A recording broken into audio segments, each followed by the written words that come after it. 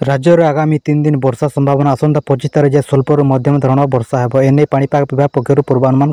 पाणीपाग विभाग पूर्वानुमान अनुसार 22 उपकूल ओडिशा विभिन्न स्थान में वर्षार संभावना अच्छी 23 उत्तर उपकूल ओडिशा समेत सुंदरगढ़ केन्दुझर मयूरभंज अनुगुल ढेंकानाल विभिन्न स्थान में वर्षा हो पारे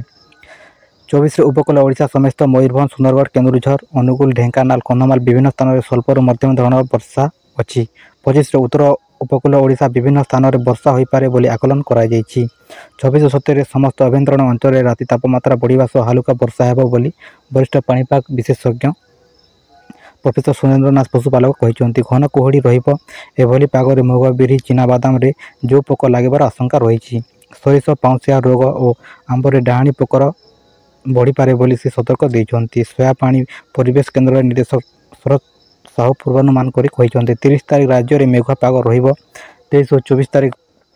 वर्षा हो पारे उत्तर पश्चिम भारत को समुद्र ओडिशा को आसुवा